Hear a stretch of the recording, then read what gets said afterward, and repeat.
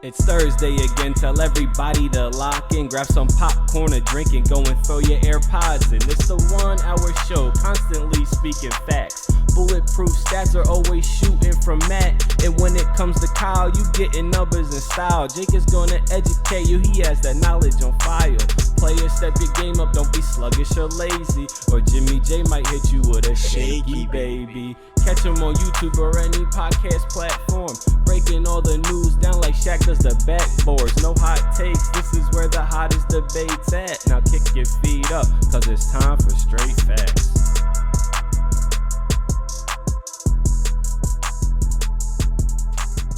What's going on, y'all? Welcome back to Straight Facts, a sports show that educates and entertains. You know what it is, presented by the Up On Game Podcast Network. It's your boy, James Jackson, Kyle Sirik, Stat Matt Robinson. Jake Galley is off yonder. He's actually doing really important business right now. Yeah, he's doing big things right now. Let's give it up for Jake Galley. He's actually interviewing some UFC champions. We'll wait until he announces exactly who that is. But when he does, make sure you go and follow Jake on all the content that he's doing. But for the content that we're doing today, we're talking about something we don't always talk about. Actually, I don't know if we've ever had an episode. We did before. Last year. We talked about it in a similar way we're going to right now. Okay, but I'm excited. It's the best month of the year, in my opinion. March Madness, man, the month of champions, and we got to break it down. So for the first time, you get a straight facts focused March Madness episode. And we're ready to dive into it. So first thing, before we get into the actual bracket busting and everything like that, overall sense of the tournament, I first want to ask you guys, and Kyle, you brought this question up first, and I like the difference of it. Who are you most confident? Not necessarily your champion, because it's easy to just say who we think is going to win the tournament. Right. But who are you most confident in? I guess their path, the team in itself, not necessarily who you think is going to win. Yeah, and actually I'm going with that exact standards. The team I'm actually most confident in the tournament isn't really the one I'm picking in my bracket pools. And I know it sounds weird, but that team's Gonzaga. One, I think they have the easiest region in the West. The 2 seeds, Duke, I'm still not in on them. The 4 is Arkansas. I'll get to them later. I don't think they're good. The 3 is Texas Tech. What do we know about that? So I think I'm most confident in Gonzaga. We saw them get to the championship last year. Ultimately, fall up a little short. Mm-hmm. But really, I look at every other division, and there's not one team I could pull and be like, I know that team's going to the Final Four. And I'm not going to stamp any team to the Final Four, but I think the team with the best shot by far, who also happens to have the best shot in Vegas's eyes to even win the championship, is Gonzaga. In my eyes, I'm most confident in Gonzaga, but it comes to the caveat, I'm not picking them. I gotta agree. I still think the caveat's a little weird, but I understand it. We went through all this backstage, so I understand it now. So I don't think Gonzaga is the best team in the country. No. In this tournament, I think they have the best path to success. That's why I'm most confident. But also going forward, Gonzaga is the favorite in the public's perception. So if you're in bracket pools, I think it's actually counterintuitive to pick Gonzaga as your champion, right? Say you're with a pool with 100 people. Well, 30 of them are going to pick Gonzaga to win, at least. That means even if Gonzaga wins the championship, you have to beat out 29 other people tiebreakers to win the pool. Points and stuff. That's what I'm saying. So just being smart about it, I'm not going to pick them in my pools. Do I think they win the championship? I think they have the easiest path to do it, but I'm not picking them. Okay, Matt. I'm picking Gonzaga, and I'm the most confident in them. Okay. I don't mind you meshing it together. It's easier on the brain if you mesh it together. But go ahead. They're hungry. They were so close last year. They were undefeated going into that title game. And they got kind of stomped by Baylor, and not kind of. Yeah, not kind of. Baylor pulled out a 2-3 national. That was tough. Yeah, maybe I mentioned went top 10. And if you just look at the trajectory of Gonzaga for the past 25 years, it started off as the Cinderella team, 11 seed that upsets people. Then they started getting a little better. Then they're the higher seed mid-major that always choked early. They didn't make a Final Four until the year they lost to UNC in their title game in 2017. They got back. After that core of players left the title game, it's just the natural evolution of that basketball program results in winning a title very soon. And with the way Kyle talked about how the bracket really broke for them really favorably, and the fact that they just have that taste of success, I'm most confident in them. And I don't mind that point. I don't mind that take. One, for as much as we've been talking about Gonzaga, this is a program that hasn't won a national championship yet. Right. A lot of people don't realize that because, like you said, for the past decade, other than the Mark Few era, they've been one of the premier teams in college basketball. There is a hunger there. Also, I don't think you could talk enough about Chet Holmgren. I don't think enough people are talking about the job he's been doing. I mean, this kid comes in and is dominating college basketball from the interior like he was dominating high school basketball. I'm talking about like 5-6 blocks a game, 21 points and 18 rebounds. Putting up those type of numbers. I do think Drew Timme has taken a step down, but he doesn't. That's the evolution of how the team's made now, though. But I like how they play this year. Like I liked Corey Kispert last year. I liked the job that they were doing, but they play a faster brand of basketball this year. It's more open court, and I think that's tournament play. Like I think that's you got to match the pace of the tournament. With all that being said, I can't. I don't know. Like I can't pick Gonzaga in the tournament. There's just like. I'm confident in them. If this was to make the Final Four, they're probably a stamp in the Final Four to me. But I've seen them not get to the top of the mountain or not finish the job so many times. I can't do it. And I agree with you, but I kind of like where Matt's going, which is the narrative wise about building up this program. Well, now they for the first time have the number one recruit in the country. Right. Jalen Suggs wasn't the number one recruit in the country. He was close. He's like 3 or 4. Right. He was close. Yeah, he was close. But now you get the number one guy. You got the vet coming back, Drew Timme, who arguably was the best player on the team last year. Not going to be the best NBA player, but college basketball is a different game. So maybe it does make sense to tie it all together. You get this number one recruit. You get a one-and-done guy, only probably the second one ever after Suggs. Mm-hmm. I think it could make sense. I like where you're going. I like where your head's at, Matt. I mean, and then the new additions to the team, the guys that weren't in the limelight last year, but step up, the Aaron Nemharts of the team now. Yep. They're look, that's a very solid team. I don't like I entertain the Gonzaga's overrated every year because you go out to the West Coast Conference and St. Mary's at the end of the season every year is the only good team you have to play. St. Mary's is only ranked the last week of the college basketball season every year. It's hilarious when they have to play Gonzaga on national TV. And they always get a good game, and that's the game that everyone kind of goes, okay, well, Gonzaga does have to play some good teams.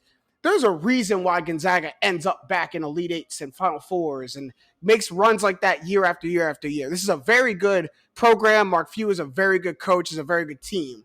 I've seen them, get right to the top and not be able to finish the job over and over again. Right. I might have to see that muscle get built, just like Virginia. I might have to see that muscle get built, and then when I see it, I won't ever doubt you again. But you got to prove it for me. But my turn to answer for who I think you're going to ask me who I'm most confident in the college basketball tournament. It's Creighton, right?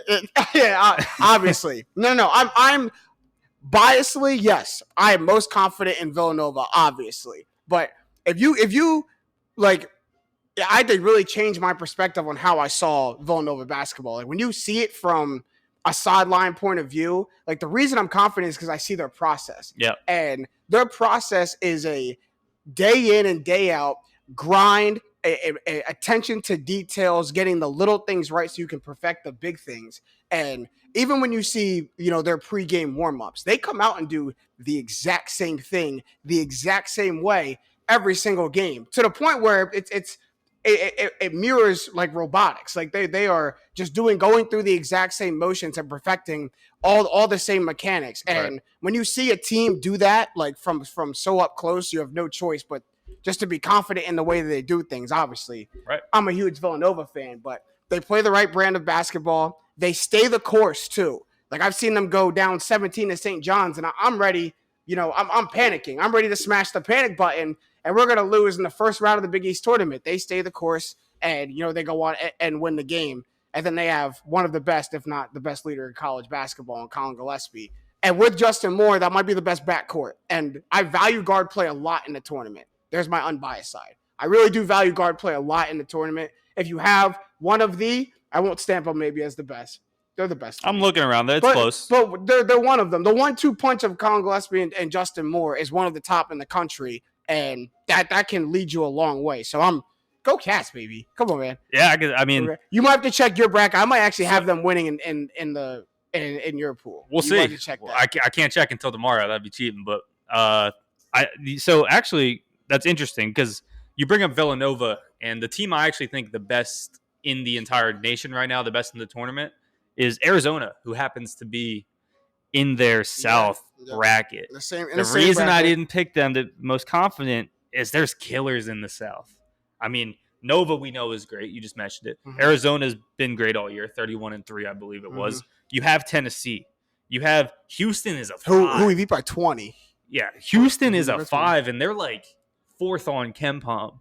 Like, very good team. The 4 is Illinois, who still has Kofi Coburn. I mean, there's a lot of killers in that bracket. So The I think gauntlet the South. going the off South of that, region is. I think whoever does end up coming out, it's going to be sick. I think the South is going to be like the East playoffs in the NBA. But whoever comes out of that is going to be battle tested for the I Final just want to Four. say we talk about Gonzaga always coming up short. They have a much better track record in the tournament than Arizona has in recent years. Mhm. Arizona is the staple of losing in the Elite Eight, and TJ McConnell crying. On Yo, the sideline. and that so 2015, I had them winning that 2015 You know who else is, tournament. though? That was tough. Until last year when they broke into the Final Four, Houston's the same way. Yeah. Houston had the same track record, just coming up short. Which is why, I mean, I've paused if pushing back on your Houston points because I do think they're a really good team this year. They're but very good. I've also seen them. They're kind of like a run out of gas team. They play really fast and then it kind of stops in like the One thing Elite Eight that Final I Four. like about Houston is that they returned a ton of guys from last year's Final Four team. Mhm. I believe all of their starters are either juniors or seniors.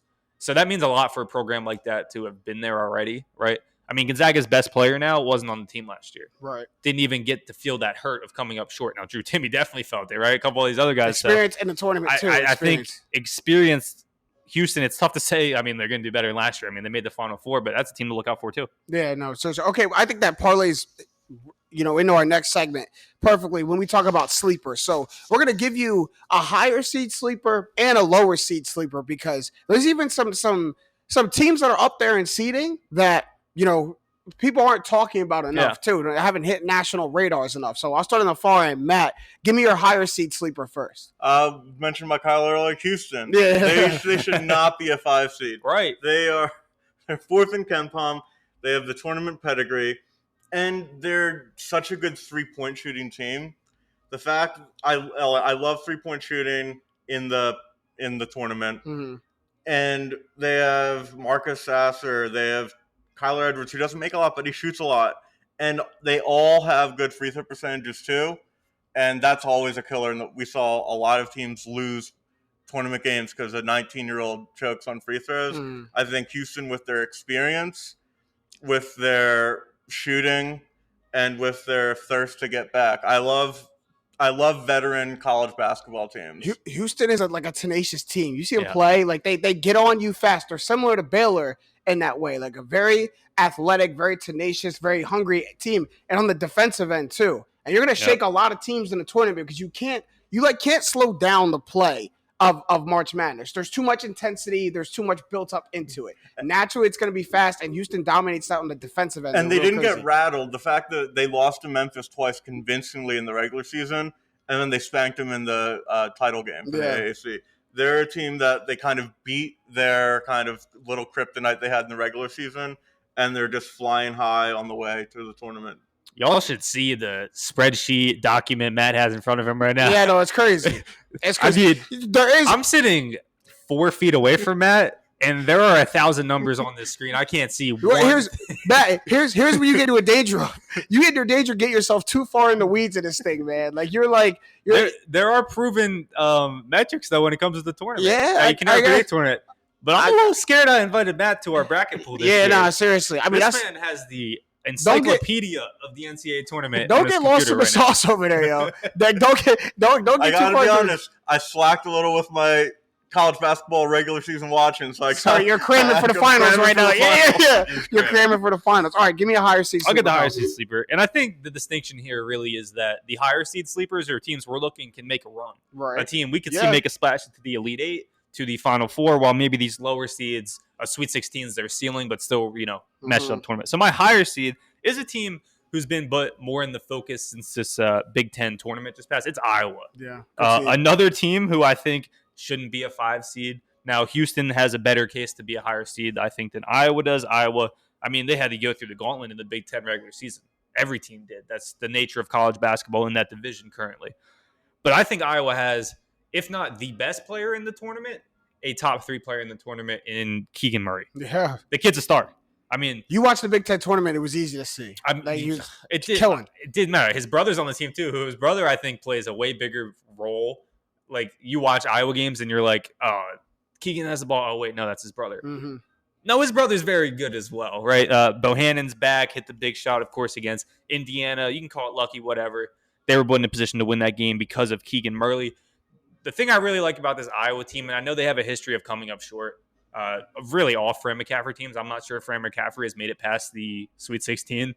Like, you can fact check me. I could be wrong about that, but they always come up short. But they shoot the three really well. 37% from three. They don't turn the ball over, only 9 turnovers a game. I mean, these are the type of things that really gets you wins in the tournament, and they're experienced. Yeah. I mean, Iowa hasn't made a Sweet 16 since 1999. Exactly. Yeah. And think Despite about all the having- good teams they had. They had a back-to-back AP Player of the Year to Luka these Garza, back-to-back right? seasons. Yeah. Now, I what I really want to say is not often will you see a star take over March Madness. DiVincenzo comes to mind. It really comes down to a lot of team play. Even last year, Baylor, you didn't know who Davion Mitchell was until really the Sweet Right. 16. Right. Keegan Murray has the potential to do that this year. Interesting. I think he's that good. Interesting. Like, he's being mocked right now, and of course this can change if they do make the run I think they might make. He's being mocked in the 10 to 14 I was range. about to say they're around 10. When my big board comes out, I promise you Keegan Murray is no further than 6. Well, he got to prove it in the run now. He got to prove it in the tournament. Yeah. He got to prove it in the tournament. Well, I'll say this. They have Richmond, who I think is, let me check the other 12 seeds. I think Richmond is the weakest 12 seed. Maybe UAB, but UAB has Jelly Walker, who's tough. No, UAB can score. I don't want to UAB see can them. score the ball. I think Richmond's the worst 12 seed, and I think the worst 4 seed in the tournament Providence. is Providence.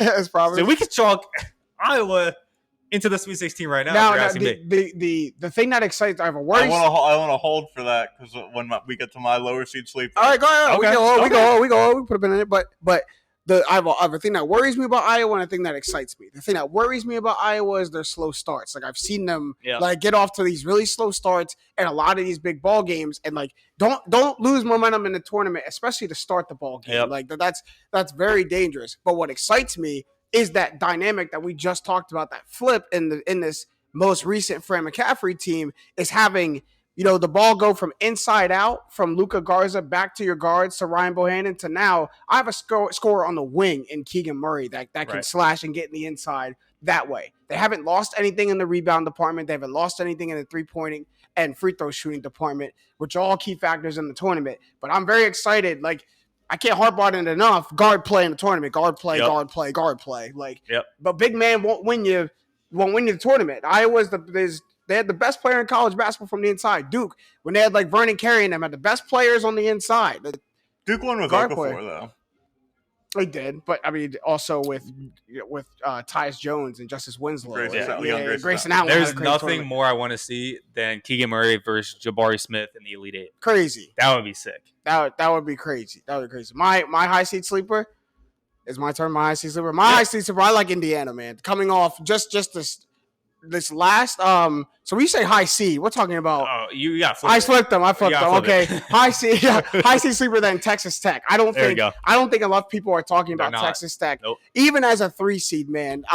Averaging over 70 points per game, 7-4 against ranked teams this year in the regular season. A top 20 BPI as well, and they all talk about like the path that they have to go to the Final Four. They play Alabama and then most likely Duke, and those are 2 winnable games after their first round matchup. Like, I think they very much have a path to go on, and they're just a team that plays a great brand of basketball. The Big 12 was like really tough and gritty this year. You had to play defense in the Big 12 to win games. Texas Tech does that, shoots the ball very well. Like, I think they're just a team that they have a 3 seed, so you feel like you should have heard about them throughout the season, but they hovered around that, 9 to 14, 15 ranking all season. They're also not They a got a sexy boost. name. Yeah. They're not. Well, I mean, They got- they went to the I know they they were did, national but- championship 2 years ago, 3 years ago. Like, you would think, and then I believe we're in the Elite 8 or Final Four, not a year or 2 after that. Like, they've made runs in recent years, but you're right.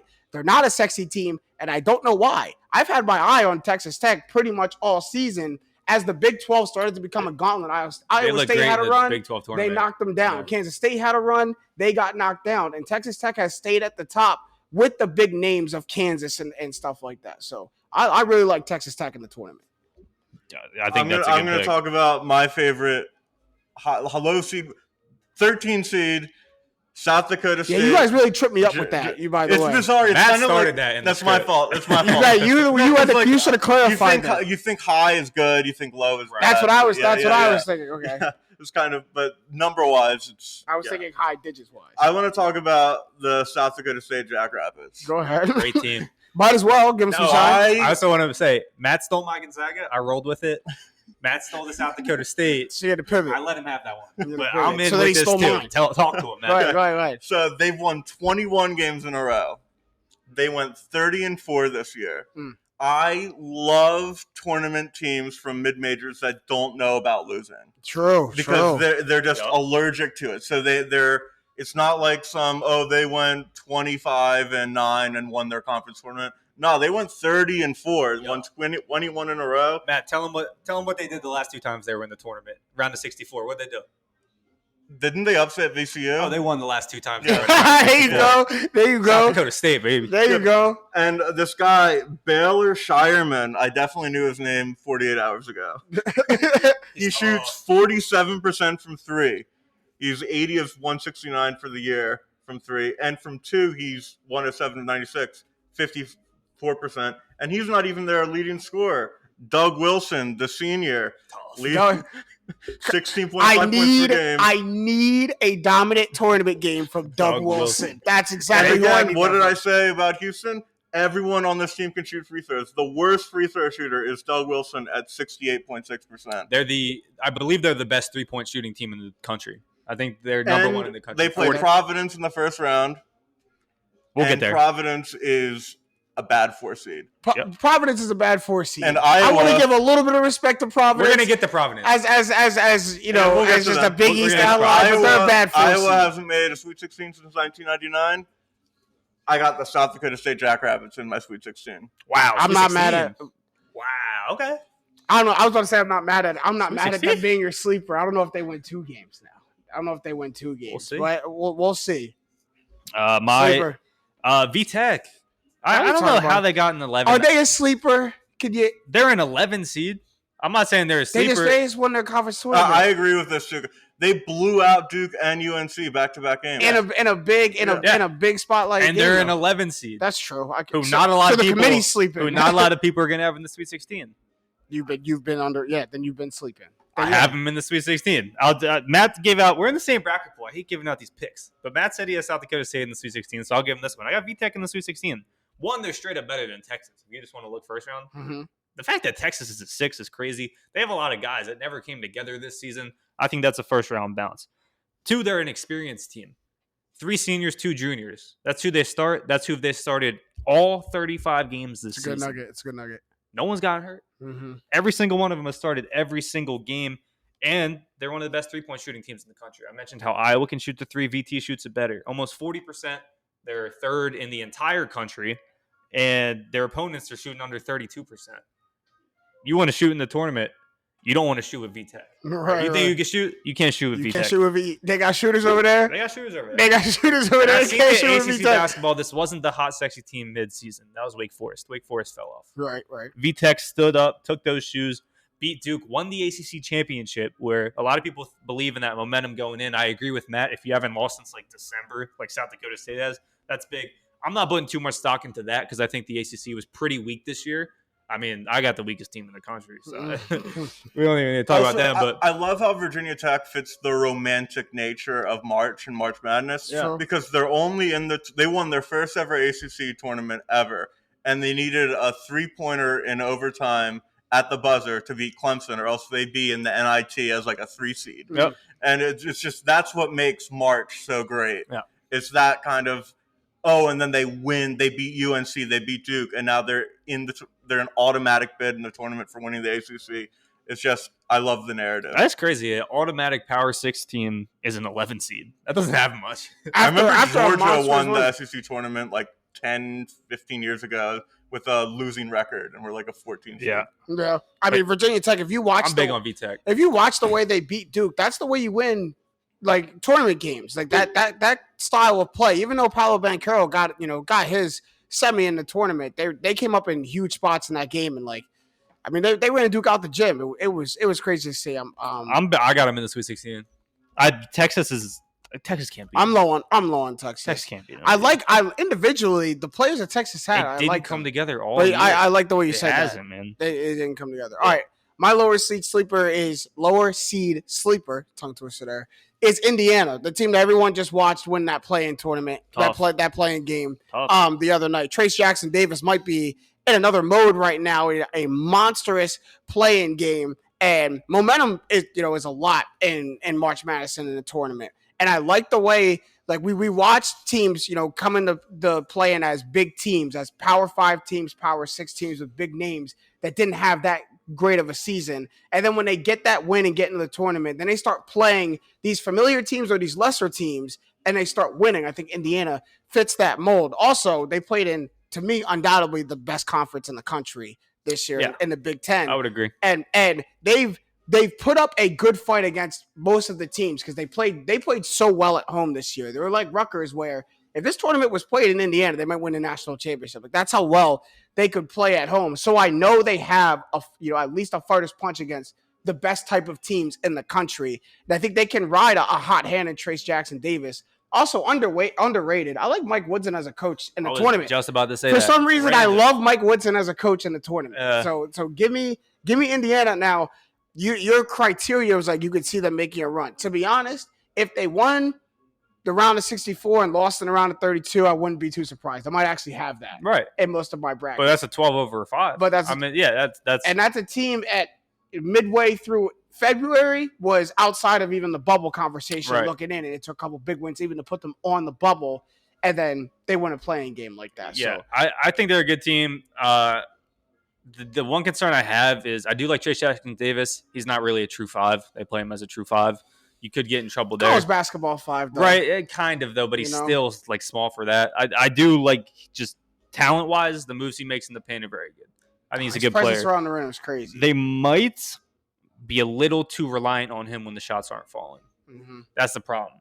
Xavier Johnson's their point guard, good player. Prone to make a lot of mistakes. Hasn't been in the tournament yet. As a Pitt guy, he went to Pitt. I watched him for 3 years at Pitt, or 3 years.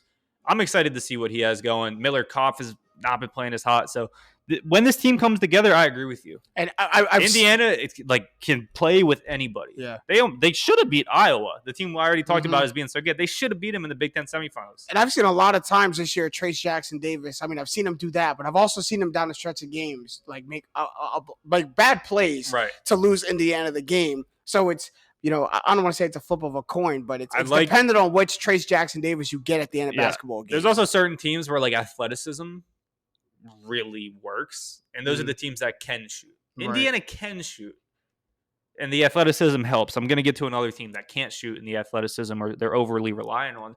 But Indiana, when they find that all together, it can work. Right. I'm excited to see them. I actually think now that they beat Wyoming, I was hesitant on the pick. I think I'm going to have them over St. Mary's as well, so I like the pick. Wow. 12/5. They're bound to happen. All right. We're going to move on to round out this March Madness talk. We're going to overrated teams, man. Which teams did you see that you're like, I cannot believe they got this high of a seed. They don't deserve it. Matt, start us off. Who's most overrated? Wisconsin. Quick. With the Big Ten Player of the Year on their team. Davis? Yeah, with the Big Ten Player of the Year on their team. The way they ended their season is disgraceful. Just horrible. All they had to do to win the Big Ten outright regular season title is beat Nebraska.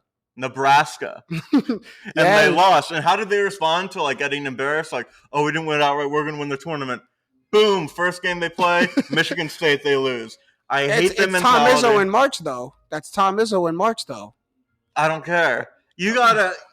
That's Tom Izzo in March, man. You cannot lose at Nebraska and then after the embarrassment, lose to Michigan State right after that. No, I agree. That can't happen. And Ken Palm doesn't like them at all. They're the lowest rated 3 seed in 20 years. Mm. And I just really hate that they got such a favorable draw because they could almost. That's what I was about to say. I think you hate their path almost as much as you hate their seed. I don't think it's that favorable of a draw. Who they got? They got LSU would be second, LSU, or Ohio State, but then Auburn, and on the other I'm side, very low on LSU. other side, we're looking at Kansas, Iowa, Providence up top if they do make it to the Elite Eight. LSU is a good draw. No, but for them. For me, like I wanted to if they beat Colgate. I hated Wisconsin seeding so much I wanted to pick against them early. And But like, okay, I can't pick Colgate. to me, the first two games are favorable. Then you run up into the juggernauts of Auburn that's tough. and Kansas. But Colgate is Colgate. LSU is very, very favorable. They just fired Will Wade. Like you can't fire your coach before. LSU's a good team though. That you can't fire your coach the game before you go into the national tournament and expect me to pick you past. I don't even want to pick him against Iowa because Iowa State was really good at one point in the season. I hesitate picking them against Iowa State, to be honest. Like not your head coach, man. Can't shoot free throws. All of a sudden, they're a 6 seed. We'll see. They won like 18 games in the regular season. They were a good team. We'll see. Like I want to get back to Wisconsin though. I don't want that. Go ahead. I agree with Matt.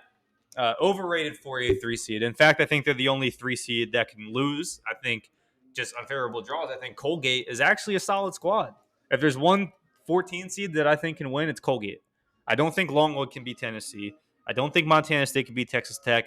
Yale, Purdue, who knows? But they still probably can't win. Purdue is going to wax. Now, I think Colgate. Yale's got a little bit of a shot. Colgate can win against Wisconsin. Nah, they're not going to. Nah, they're not going to. Nah. I think Matt's right in Wisconsin's overrated because they're a 3 seed. If Wisconsin's a 6, we're not having this conversation. I think they're a fine squad. Johnny Davis, I think, is a good player. I think everyone around him is maybe not as good. I don't think they're a 3. Do I think they're the weakest 3? Let's look. Yeah, I think they're the weakest 3. They also can't shoot the 3 at all. Yeah. At all. Yeah. I think they're overrated in being a 3 seed. I still think they're a good team. They're still a top 25 team. What's your criteria for doing well in the tournament? I think you have to play defense is the biggest one. I don't want to discredit your list, but I don't think it's the biggest. But go ahead. I think being able to play D is the biggest one. I think being capable of hitting the 3. I don't think you have to be a good 3-point shooting team, but you can't be a bad one. And limiting turnovers. Just getting back to the fundamentals is how you win college basketball games. There's a reason the best coaches tend to win, not the best players. True. So I think that's kind of where I would say defense, limiting turnovers, and capable of making the 3s. What does Coach K say? Just be able to make the corner 3. The corner 3? Yeah, because that's the easiest 3-point right, shot. That's Coach K says that all the time. If you miss some other ones, it's fine. Just be able to make the corner 3. I think my criteria, I like the limiting turnovers. I think I encompass that and a couple other points when I say you have to be able to play at a fast pace. Right. That's why, I think you can turn the ball over a little bit because you have so many possessions in the NCAA tournament. You just have to be able to capitalize off other turnovers and, Correct. You have to be, can't turn the ball over a ton. I think you have to be able to shoot the ball really well. Not really well, but I think you have to be able to shoot the 3 ball at above average 3-point shooting team, and I think you need to control the glass. Whoever wins the rebounding matchup a lot in NCAA tournament games ends up winning. Wisconsin was 4-4 when 40% of their field goal attempts were 3s, which means that if they fall behind and they have to start shooting, they're dead. I mean, yeah, Wisconsin, their track record isn't the greatest. 5-3 against ranked teams, BPI ranking of 27, averaging 70 points a game. Giving up 66 points a game. I mean, that's a shaky 24-17. I think they're just seeded a little too high. That might be. I think that's where it is, but I think they're okay. Okay, it's not like they're bad. Give me your overrated teams. They have no shot of making the Final Four, unlike some 4 and 5 seeds that are out there. Maybe true. All right, fair enough. My overrated teams are a pair of 4 seeds, and we mentioned one, Providence, so I'll run through it real quick. Providence is a 4th seed, right? That means you expect them to be one of the 16 best teams in the tournament. Well, Ken Palm has them close to 50. 48th. Matt has already touched on it enough. They only lost 5 games this season. I get it, but that's overrated. Of the Big East don't get me teams, started. Don't get me started. Big East teams that are in the tournament, Providence played them. They went 4-4. Got swept by them Cats. Not to mention the only Big East team with the higher seed is Nova. And if we want to talk about Nova against that same group of teams, they're 8-2 against Big East teams that are in the tournament. Talk to them. So I think they're just a little. I don't think they're a bad team. I think they had a good year, but when it comes to the tournament, and now Providence didn't win the Big East championship. I mean, they're not coming in hot. Right, their hottest was in January. They didn't even make the final. They didn't make the final. Their hottest point was in January when they were getting up there. So when push comes to shove, I'm not taking this team over a team that's equally talented. I don't care that you can beat up on Xavier or Butler, who both had worse years than usual this year, Mm-hmm. right? I want to see you against the best teams, which I haven't really seen. And Matt mentioned South Dakota State. Get ready. That could be one of the most fun 4-13 Jack games. Rabbits, man. And then the other 4 seed who I really want to talk about, who I think is overrated because I've watched a lot of this team, is Arkansas. I'm with that too. With that too. Not to mention the second toughest 13 seed to me is Vermont, who they have to play. Mm-hmm. But Arkansas can't shoot. They cannot shoot the basketball. They are not shoot the basketball. 320th in the nation at 3-point percentage. There's only like 350 teams. They're in the 300s. 320th. They've lived on the defensive side of the ball, but ultimately that hasn't worked out for them recently when you match up against other teams that can play defense like Tennessee. Sorry, Arkansas, it doesn't work. And while I think JD Notae is a really good player, I think truthfully, really good offensive player, they're so reliant on him to score the basketball. 18.5 points per game, 30% usage rate. If your second best option is Aldis Toney, another pick guy, who maybe is not their second best, but he's damn near the second best option, I can't trust you. I cannot trust this Arkansas team. 30% usage rate is really high. JD for a Notae college. is a hell of a player. Yeah, but 30% usage rate is very, very high for a college basketball team. There's Crazy. a reason. Yeah, there's a reason that you don't have a 30% usage rate. It's too much team ball. And That's like Russ numbers. yeah, exactly. That team, you're not. Or That, like that big is not men. gonna. That There's is some big men that get usage rate, but that's just them having the ball posting up. If you're a point guard, or Note is maybe technically a 2, but a guard, like he's a guard. 30% is very high. Trey Young might be the only player I've seen with a usage rate like that in college. And if you remember Trey Young in college, Right. that man had the ball the entire shot clock. It was working. Well, same school, Buddy Hield did it too. That's true. Buddy Hield's the same thing. That's true. My overrated team, and sorry for my main man Spencer McCurcher if he's listening to this. My overrated team is Duke. I like for the criteria that you two set too. Is I don't like their high seed. I almost went at Baylor being a 1 seed, but Baylor's still a very good team. I just don't think they deserve to be a 1 seed anymore. Duke, I think, is just too high as a 2 seed. One, you talk about losing getting blown out by Virginia Tech in the conference championship game. Also, like I get people were trying to give UNC props for winning that game, that the last game of the regular season. I don't think Duke got punished enough for losing that last game of the regular season. Also a handed loss to North Carolina, right? And a game of that magnitude, like we talk about college rankings all the time, not just who you lose to, when you lose, how you lose. And that, both of those losses and the timing of them are bad.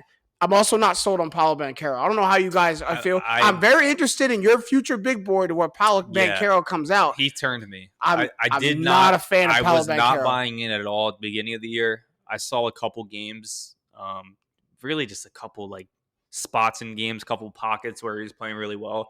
He's better than I thought. There were. I didn't agree with him being like number 1 pick. Less often than not, but he's better than I thought. And to that point, less often than not, I saw him give me a complete game. So when less often than not I see you give me a complete game, I'm not sold on you. Duke has only played 2 ranked teams all season, all regular season. No one's ranked in the ACC, but them. ACC was trash. But except for North Carolina after they beat Duke. But they only played they beat Gonzaga in December. Right. Wake was in December. Wake could have been ranked when they played. They beat Gonzaga, and they didn't. They also did they beat Kentucky? They also beat Kentucky, didn't they?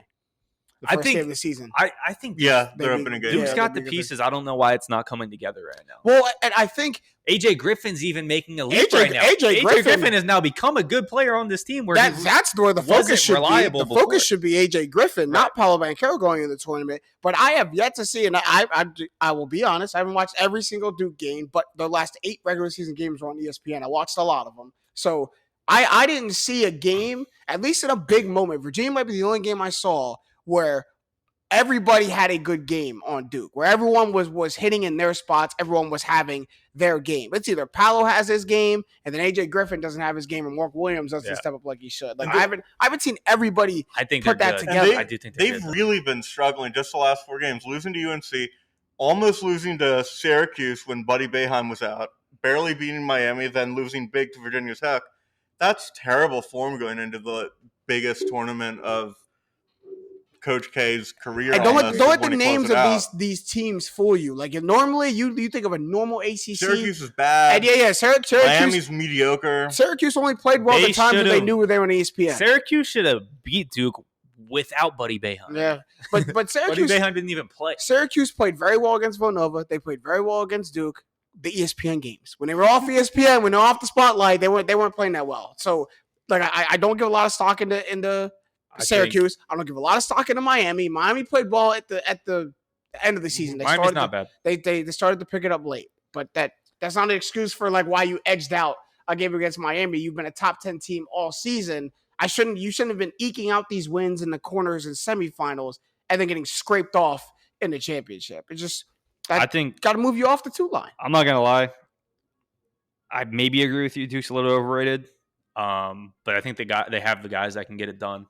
I'm a big Mark Williams fan. I'm a big Mark Williams fan. I'm fan. a big AJ Griffin fan. I'm also a big AJ Griffin fan. I like Wendell more, even though he hasn't showed it for me. I don't know why. I loved him in high school though, but he hasn't been that guy yet.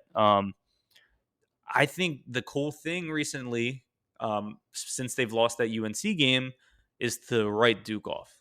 Then they lose the ACC championship. Write Duke off. It's Coach K's last season. We already talked about how it's a favorable draw for Gonzaga at the 1 seed at the top of the show. Duke's in the same bracket. Mm-hmm. Favorable draw for Duke too. I'm not sure if I'm going to really pick him to come out of here. It's still tough for me to have him over Gonzaga, but it's not tough for me to have him over every single other team in the West region. And Coach K's last year, these guys are motivated. Say they get to a Sweet 16, say they get to an Elite 8. It's game time to start playing. They have the talent to do it. And the point I was getting to is it's confusing me why it's not coming together, because I think this is one of the more talented Duke teams. They've had incredible teams, and I think this team talent-wise is up there. Mark Williams, they haven't really had a big guy like that. No, Mark Williams is a beast. Jeremy Roach came on late at the end of the season too, but I wish it being his last season thing mattered, because if it did, North Carolina wouldn't have stunk last year. It doesn't matter. They didn't just stink. North Carolina, Mark Williams said this is the worst North Carolina team I've ever had, and then pieced out out of it. It doesn't matter, but to Coach K, this one does mean a little more. Yeah, then why did they beat UNC? Like, if it mattered, then why aren't those regular things happening? season games? Why are the Kyle? They should have won the ACC. Kyle, that's not just a regular season game. I'm not gonna lie. It's not coming together for them right now. Right. But I am no shot. Am I as down as them on them as a lot of the public narrative is right now? And the cool thing has been like to hate on Duke. And hey, I loved when UNC beat them. We talked about it on the show at Winners and Losers. That was awesome to watch. Mm-hmm. But I still think this team's good, man. I do. I really do. I have a hunch, and I don't want them to be good. But I still think and it's funny because I'm the opposite of that. I don't dislike Duke. Like I know that's like kind of against the grain. You either love Duke or you hate Duke. Right. I'm like pretty indifferent. If they're good, they're good. If they stink, they stink. Like it doesn't really. I'm just one of those guys like affect me. The only team I don't like, I hate is Nova. By what did you just say? You didn't know that? Yeah. What? Why are you know? Oh, old Big East battles. Back, yeah. Old Big East. That was my whole childhood. That's great. Maybe that's why I didn't like that. Maybe that's why it didn't register. Duke hasn't made a Final Four in 7 years. It's the longest drought in Coach K's tenure. Let's snap it. Hey, they may be hungry, man. Lucky number 8. And hey, Spencer, if you're listening to this, my man, I love you, bro. You know this is you know he's gonna be really mad at me and make me root against Duke, because he did go up with me to the Big East Championship in New York City and was screaming. You should have seen this kid walking around New York City screaming "Go Cats!" I was so proud. So he did give me that. So I apologize for that, Spencer. But that rounds out tournament talk. We all are in the same pool. And if Jake gets his bracket in, we gotta get Jake in. We're gonna text him after the show. We'll get him in. I'm in I think this is my most I've been in ever. I've been 5. I'm in 3. I'm coming for everybody. I'm coming for all the bread. I'm actually in 2, but I got the invite to my uncle's who just does like a family one. You gotta join. And then the work. Do you count the work one? I'm not in a work one. We're in a group. We're in a group with the people at work, but it was just like my team. We didn't do like a big bracket at work. Oh, so you got to work. You have a work one. No money. I don't care. The work one never has. Right. My work ones never have money in it. Right. Yeah, the work ones have money in it. I care about the money.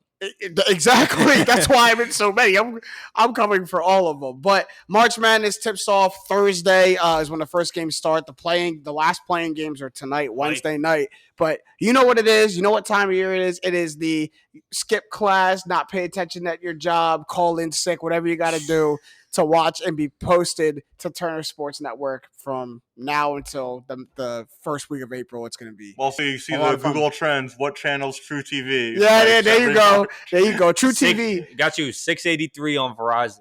I got you. The only time I ever watched. And Practical Jokers commercials coming back. Yeah, gotta plug them. They gotta plug them because it's like a whole new Practical Jokers. They're probably on dynamic. tour. We're gonna find out. That's Private funny. geography All right, podcast. time to go from college basketball to NBA basketball because we have been watching for this past month maybe the best scoring in NBA history. I haven't been alive for all 75 years of the NBA. I can't imagine that we've seen this amount of scoring in the league in prior years. There have been 16 50-point games this season. Half of them have come in the last 17 days. We've seen Kyrie do it. We've seen KD do it. We've seen LeBron do it twice. Cat. We've seen Cat do it. I mean, DeMar did it earlier, but we saw DeMar pretty much kick it off, right? When he did it. Didn't Ja just do it? Everybody do it. Jason Tatum did it. Everybody do it. Who didn't do it? If you're one of your best players, one of your favorite players hasn't dropped 40 or 50 in the last month or two in the NBA season, your favorite player is really lacking. So real quick, that's all you really need to umbrella of it. What's been the most impressive part about this scoring barrage that we're seeing in the NBA right now? The impressive individual performance was last night. Kyrie Irving 41 in the first half. Come on, man. That's stupid. Come on, man. Stupid. Finished with 60. Stupid. Kyrie was pulled with 8 minutes to go with 60 points. In Kobe's 81-point game, he had 58 points with 8 minutes to go. But they weren't. Yeah, I mean, he was in a that- dogfight. He was in a but that's like- dogfight with the yeah. Raptors. That's Yeah, like and they were blowing out the. No, I know. I'm just saying. He got 22. Yeah, Not- but like Kyrie could have had 70. Right. Easy. Yeah. Hey, he had 41 in the first half on 14 from 19 from the field, 73% from the field. Definitely the most impressive to me. 41 What? in the first half is ridiculous. I think Tatum's 54 against who they played, the Nets. Yeah. That was against the Nets. Mm-hmm. That was maybe the Big time. That was maybe the most surprising to me, the most one that like had a more impact on my opinions on the NBA. Mm-hmm. I know Kyrie can. I mean, 41 and a half, but I know Kyrie could get you Against 60. the Magic too. Yeah. And Jalen Suggs isn't even playing, who's No. probably the best guard defender on that team. Yeah, Jason Tatum was against. So Tatum to me was the most eye-opening, probably Mhm. the one that really showed me the most. Like, that's one that's against KD. Not that he's a good defender, but you got to show up against those guys if you think you're one of those guys, which Tatum clearly does. Right. 54 and a win against the Nets was big, I think. And really the reason I've kind of been pushing some Celtics stuff the past 2 weeks on this show is what I'm seeing out of Jason Tatum. So to me, that was very impressive as well. Yeah. I think the saddest part is the Lakers' point because they're 2-8 since the All-Star break, and they're 0-8 in games where LeBron doesn't have 50 points. Like, it just shows how horribly constructed that team is, and We don't gotta LeBron hammer has that. to go nuts to just Yeah. get him to win a game. We don't got to hammer that And anymore. LeBron 56, the most he's had. I think the third most he's had in his career, and he had dropped 52. The other, it's just, boy, the Lakers are a disaster. But on the other end of 50-point game excellence, Kyrie and KD, first teammates in NBA history of the back-to-back 50-point games, which is Mm-hmm. scary. Crazy. It's Yeah. just scary. I'll bring another aspect of the 50-point game. So the most impressive one to me was LeBron's. Not the fact that, remember, he's 36 and this is 37. 37. This is year 19. 36. Yeah, this is year 19 that he's doing this. And the fact that he did it twice, but I see the mentality shift of LeBron. Like when they started getting blown out in the beginning of the season, it would weigh on him so much, take him out of his game. He's not even playing defense Bro, anymore. no, it's like I could care less what y'all are doing on the court. I'm going to get mine. Yeah. If that's a scoring title, if that's he's chasing something in his mind. I think it's the scoring title. Yeah, it's LeBron centric, and it's not the Lakers. And this is like maybe the first time I've seen him do it this blatantly. Like I've never seen LeBron be so like unbothered by the consequences of his team being bad. Like Well, we've seen his team struggle, but we've seen that weigh on him so much. And now he's getting blown out. He's chirping with fans. He's letting stuff loose. He's having fun with the game. I'm a crazy, a crazy expletive. You know what he's doing on the court? Like it's a worry. He's lifted the we stink off of his shoulders and like, hey man, I'm just gonna go and get mines. And that's impressive for me to see impressive. LeBron flip that switch and continue to have success through the season. Yeah. It's going to be the best when they still make the play-in tournament. Yeah, It's going to be hilarious. because And like, I don't know if I'd want to see them just get wiped more or actually make the playoffs and like get swept. I mean, they're going to get swept by us again. Well, Same thing that they're happened. not. They're not going to make the playoffs. They're going to lose in the play-in tournament. I hope so. See, I don't know which one I want more. Here's the thing. I don't know which one I want more. LeBron getting 4-0 swept in the first round would make me so happy to see. Like him such losing a hater. as a 10 seed. Such a hater. That's such a hater thing to say. Let me give him my 1 year. This is the 1 year you can actually like. I hate last the Lakers. Last year. They still made the playoffs and thought they would be competitive. I mean, after they had game some one, injuries. Like that was some injuries. This is a team that's been bad all year. Right. I don't love the Russell Westbrook disrespect. I totally get his point about that, and they're going about that. That's fine. But this team was supposed to win, and they're just literally playing bad. I bring up Russ because he was supposed to be good. No, he's the one. They have had like minor injuries, but he's the one that he's got no excuse. But they will get Anthony Davis back, pseudo close to that playing game, and they got to win. This isn't a series. They got to win, I guess, two. They got to win two. But in a one-game playoff, I'm taking LeBron. Like, it's I got to win one game. Let's talk about it, too, by the way, real quick. I got to win one game. This is the issue I have, and I know the NBA wants the ratings and something. But there's going to be a scenario where whoever wins that 9-10 game could be 10 games back of the team that lost the 7-8 game, and they're playing a one-game playoff. I understood the play-in tournament. Terrible. There has to be a threshold to where, like, if you're back, like, 8 games from the actual playoffs or 7 games from the 8 seed, there's no play-in. That can't be a thing. I don't mind the play-in. I don't see the need for it anymore. I saw the need for it in the bubble. I saw the need for it when we had a shortened season, even last year, because last year's season was still short, and you're giving teams a chance to make that up. Yeah. I mean, I guess we still only have 70 games, but in an 82-game season, it's not going to. I better not see a play-in tournament in a normal season. Well, this is 82-game season. So they're playing 82 this year. So the Lakers are 12 games ahead of the Rockets, 10 games behind the Timberwolves. Like that's how bad they are. The gap between them and the worst team in the league is slightly smaller, bigger than the gap between them and the T-Wolves. The T-Wolves are, how many games is that? 11 and a half. Or no. That's just 10. The T-Wolves are 10 games above being out of the traditional playoffs. 10 games above being the 9 seed. They shouldn't have to play in the play-in tournament. That's where my issue is with this. Right. 10 games in an 82-game season, that is a lot of ground that they have separated between you them definitively, you are a playoff team. Not that I think the Timberwolves are going to lose, but it's very possible where they have to play 2 games that they lose 2. Like the T-Wolves probably have multiple stretches this season where they lost 2 games in a row. Oh, the Lakers are going to make the playoffs. Because the Timberwolves are going to beat the Clippers, Lakers will beat the Pelicans, and then Clippers-Lakers will be a home game for the Lakers. Even though the Clippers are home. Right. Like, we'll see. I just think I'm fine with the plan. I get your point because we've never had it before and it's never really been an issue. But when it is close, like, say there are some, like, close years where, like, 2 games separate 8th, 9th, and 10th. Yeah. That's cool. Let those teams duke it out. It's funny because I like the playing because it gives teams a chance, but at the same time, I don't like the playing because it gives teams a chance. Like, if it gives you a chance because you missed it by 1 or 2 games, cool. Because, you might have just ran out of real estate. If it shouldn't give you a chance if you're 10 games back. You lost your chance. You were not in the picture anymore. You know what it made sense in? It made sense in baseball when you're only pulling 4 teams to the playoffs. Right. They're like, let's bring another one.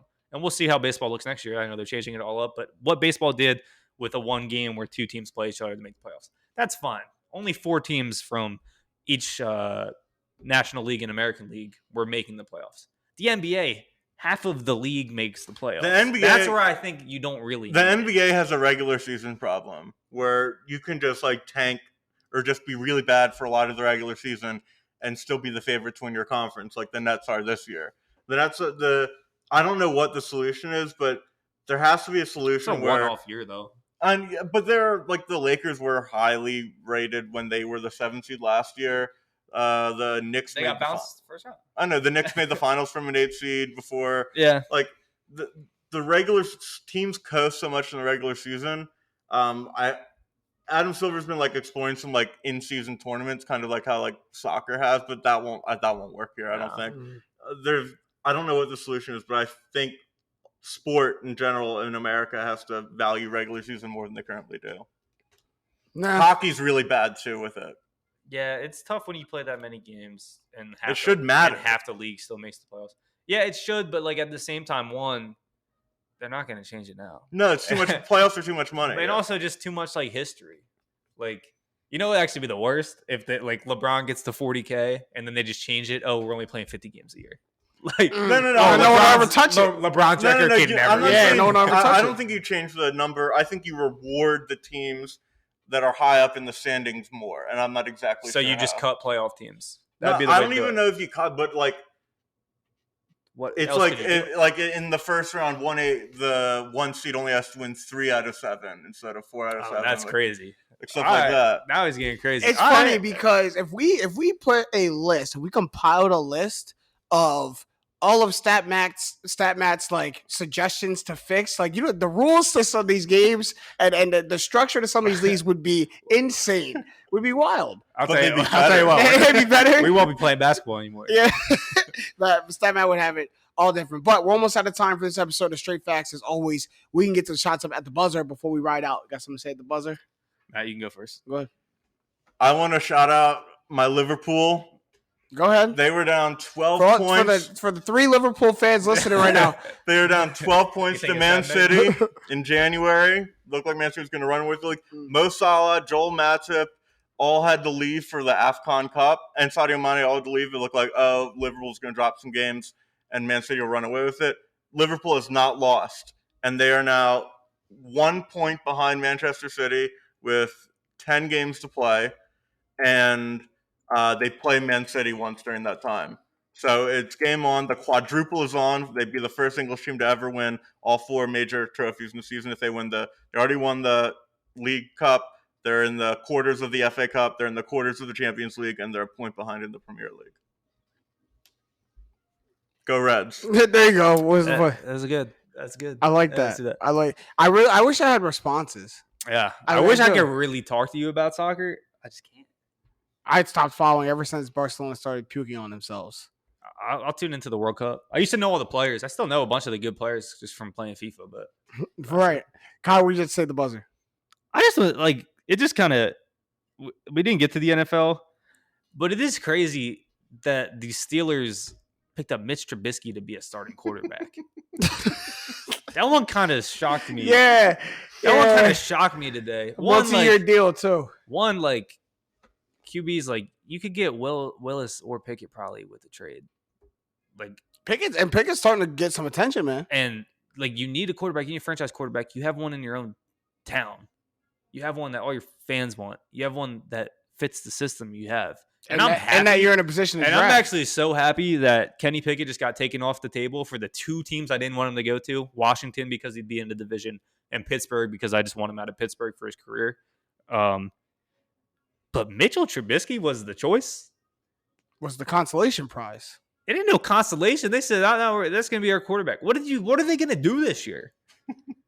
I mean, that's That's what they he is. brought him in to be the starting quarterback. They brought and him I in. don't think Is he- Trubisky's like terrible, But Trubisky doesn't win a playoff game. but is he brought in to win? And is it? He's in to be the starting quarterback of the Pittsburgh Steelers, who have a good team, the best defensive player in the league, arguably, weapons around him, a rookie running back who was the best rookie I'll push running back back in in the the league weapons a last little year. bit. I'll push back in the weapons a little bit. Deontay's good and Najee's good. I mean, that's 2 weapons.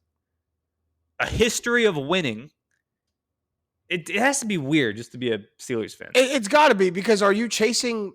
Is this team built to win a championship? And in your heart of hearts, when you're Mike Tomlin and the Pittsburgh Steelers organization, you look at your team. Is this team built to win a championship right now? We have a good defense. With an elite quarterback, last year they would have had a shot. Big Ben was terrible. Still made the playoffs.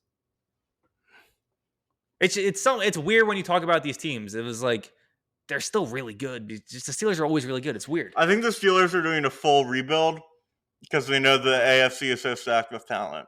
So Trubisky's the guy. they're It's not a full If they're rebuild, but getting it's ahead definitely of the curve, I see it. yeah. Mitch and Trubisky no, like a is 1 to the 2 bridge year, quarterback. like yeah. He's the bridge quarterback. And that was I thought just the makes most sense. random piece. We have all this NFL news going crazy. MLB news is going crazy at the same time. It's pretty cool having these free agencies overlap, and they never do. It's been a Right. wild week talking sports.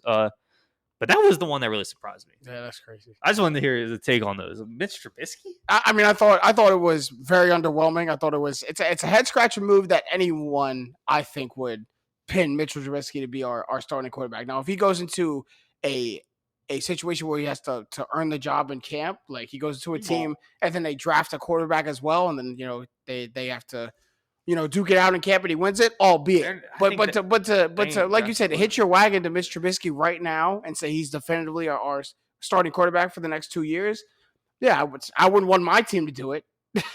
Put it that way, I wouldn't want my team to do it. It just blew me away. That's what, Matt, you want to say at the buzzer? You already Oh, you did. Talked about He Liverpool. tuned him out when he I'm talked soccer, so sorry. He tuned out I'm the whole so soccer sorry. talk. Do you want to say it again? Do you want to remind me what you said? No. Okay. All I gotta say at the buzzer to wind this episode is Matty Segrist for Villanova was selected third team All-American this season. Great. Claps up for Matty Segrist. Happy for us. He had such a great season. That's criminally underrated. You want to talk about who got underrated this year? I don't know how Matty Segrist is third team All-American. I don't want to take anything away from the first two teams, the girls who made the first two teams of the All-American team for women's college basketball. I'm sure they had great years. But I'm talking about the second leading scorer in the country this year behind Caitlin Clark, and that's Matty Segrist. I want to talk about a girl who was captaining a Villanova team who won 10 straight at one point, 11 of 12, and went to their conference championship game and only lost to one of the best teams in the country in UConn. Like, I want to talk about a girl who was doing all of that and more and lands herself on the third team All-American list. Like, I don't know. I'm sure you guys haven't paid too much attention to women's college basketball, maybe not especially Villanova, except the times that I've been harping to you guys about Only it. through your social media. And what has been consistent through my social media? They ended the UConn streak, which was really cool. Come on, man. Like, these reasons, I'd have to take a deeper dive into this list, but I'm going to use this opportunity to sing Matty Segrist prayers, wish Villanova men's and women's good luck in the national tournament. But that's all I have to say at the buzzer. And that's all the time we have for this episode of Straight Facts. It was a good one. Shout out to the Up On Game Network and our guy Jake Galley out there doing big things with his UFC podcast. But for my guys Kyle Sirik and Stat Matt Robinson, I'm James Jackson. These have been the facts. Straight up. I thought Matt was going to try to cut you off.